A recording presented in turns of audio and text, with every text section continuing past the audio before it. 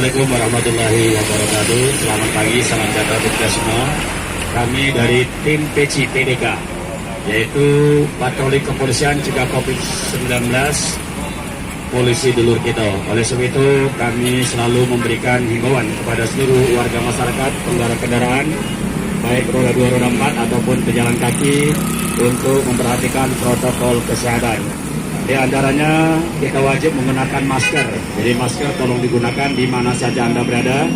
Yang kedua, selalu menjaga jarak atau physical distancing. Yang ketiga, membiasakan diri biasa duduk bersih, yaitu mencuci tangan sebelum dan sesudah beraktivitas.